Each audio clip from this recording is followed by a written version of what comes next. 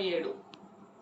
యాకోబు తన తండ్రి పరదేశవాసిగా ఉండిన కానాను దేశంలో నివసించెను. యాకోబు వంశావళి ఇది.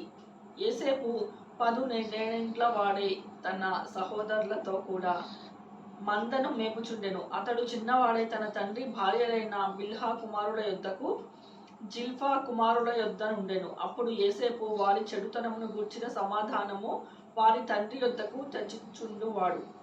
మరియు యోసేపు ఇజ్రాయేలు వృద్ధాప్యమందు పుట్టిన కుమారుడు కనుక తన కుమారులందరికంటే ఎక్కువగా అతని ప్రేమించి అతని కొరకు విచిత్రమైన నిలువుటంగి కుట్టించెను. అతని సహోదరుల తన తండ్రి అతను అందరికంటే ఎక్కువగా ప్రేమించుట చూచినప్పుడు వారు అతని మీద పగబట్టి అతనిని క్షేమ సమాచారమైనను అడగలేకపోయింది. యోసేపు ఒక కల కని తన సహోదరులతో అది తెలియచెప్పగా వారు అతని మీద పగబట్టిరి. అతడు వారిని చూచి, నేను కనిన ఈ కలను మీరు దయచేసి వినుడి. అదేమనగా, మనము చేనిలో పనులు కట్టుచుంటిమి. నా పన లేచి నిల్చుచుండగా నా పనలు మీ పనలు నా పనను చుట్టుకొని నా పనకు సాష్టాంగపడినని చెప్పాను. అందుకతడు, సహోదరులు, నీవు నిశ్చయముగా మమ్ము నేలెదవా, మా మీద నీవు అధికారి వగుదువా అని అతనితో చెప్పి అతని కలలను బట్టి అతని మాటలను బట్టి అతని మీద మరింత పగబట్టిరి. అతడు ఇంకొక కల కని తన సహోదరులకు తెలియచేసి, ఇదిగో నేను మరొక కల కంటిని.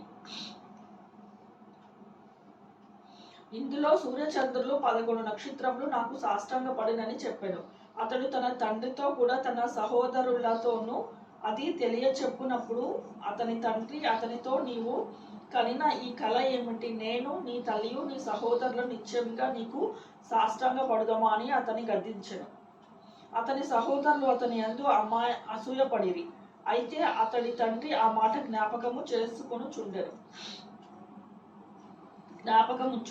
అతని సహోదరులు షెకెములో తమ తండ్రి మందను మేపుటకు వెళ్ళిరి. అప్పుడు ఇజ్రాయేలు యోసేపును చూచి, నీ సహోదరులు షెకెములో మంద మేపుచున్నారు, నిన్ను వారి యొద్దకు పంపెదను రమ్మన్నప్పుడు అతడు మంచిదని అతనితో చెప్పాను.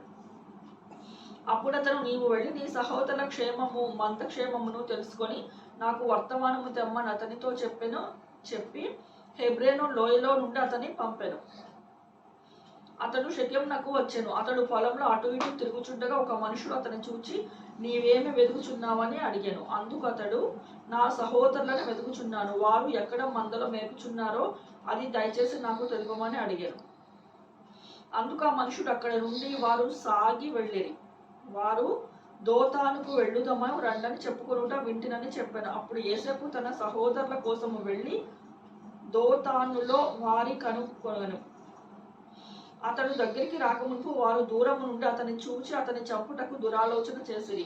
వారు, ఇదిగో ఈ కలలు కనువాడు వచ్చుచున్నాడు, నీవు చంపి ఇక్కడున్న ఒక గుంటలో పారవేసి దుష్టమృగము వీనిని తినివేసనని చెప్పుదము. అప్పుడు విని కలలేమగునో చూతము రండని అతనితో ఒకరు మాట్లాడుకొనిరి. రూబేను ఆ మాట విని, మనము వానిని చంపరాదని చెప్పి వారి చేతులలో పడకుండా అతని విడిపించెను.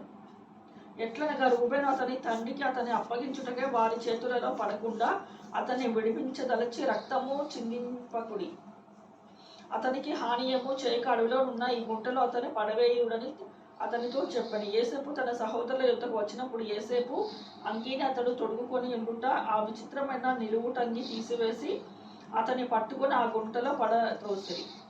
ఆ గుంట బట్టిది, అందులో నీళ్లు లేవు. వారు భోజనము చేయ కూర్చుండి కనులెత్తి చూడగా ఐగుప్తు తీసుకొని పోవుటకు గుగ్గిలము మస్తికయు బోళమును మోయుచున్న ఒంటెలతో ఇష్మాయీలుడైన మార్గస్థులు గిలాదు నుండి వచ్చుచుండిరి. అప్పుడు యూదా, మనము మన సహోదరుని చంపి వాని మరణము దాచిపెట్టినందున ఏమి ప్రయోజనము? ఈ ఇష్మాయేలునకు వానిని అమ్మివేయుదము రండి, వాడు మన సహోదరుడు, మన రక్త సంబంధి కదా, వానికి హాని ఏమీ చేరదని తన సహోదరులతో చెప్పాను. అందుకతని నీ సహోదరులు సమ్మతించెను. మిద్యానీయుడైన వర్తకులు ఆ మీదుగా వెళ్ళుచుండగా వారు ఆ గుంటలో నుండి యోసేపును పైకి తీసి ఇష్మాయేలీయులకు 20 తులముల వెండికి అతనిని అమ్మివేసి వారు యోసేపును ఐగుప్తునకు తీసుకుపోయారు. రూబేను ఆ గుంటకు తిరిగి వచ్చినప్పుడు యోసేపు ఆ గుంటలో లేకపోగా అతడు తన బట్టలు చింపుకొని తన సహోదరుల యొద్దకు తిరిగి వెళ్ళి,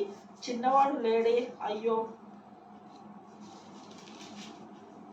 నేనెక్కడికి పోదుననగా వారు యోసేపు అంగీని తీసుకొని ఒక మేకపిల్లను చంపి దాని రక్తంలో ఆ అంగీ ముంచి విచిత్రమైన నలుపు టంగి పంపగా వారు తండ్రి యొద్దకు దానిని తెచ్చి, అది మాకు దొరికెను, ఇది నీ కుమారుని అంగీ అవునో కాదో గుర్తుపట్టమని చెప్పిరి. అతడు దానిని గుర్తుపట్టి, ఈ అంగీ నా కుమారునిదే, దుష్టమృగము వానిని తినివేశను. యోసేపు నిశ్చయంగా చీల్చబడెను. యాకోబు తన బట్టలు చింపుకొని తన నడుమున గోనె పట్ట కట్టుకొని అనేక దినములు తన కుమారు నిమిత్తము అంగలార్చుచుండగా అతని కుమారులందరూ అతని కుమార్తెలందరూ అతన్ని ఓదార్చుటకు యత్నము చేసిరి. అయితే అతడు ఓదార్పు పొందనొల్లక, నేను అంగలార్చుచు మృతుల లోకమునకు నా కుమారుని యొద్దకు వెళ్ళుదనని చెప్పి అతని తండ్రి అతని కోసము ఏడ్చెను. మిద్యానీయులు ఐగుప్తునకు అతని తీసుకొని పోయి ఫరో యొక్క ఉద్యోగస్తుడను రాజ సంరక్షక సేనాధిపతి అయిన పోతీఫరునకు అతనిని అమ్మివేసిరి.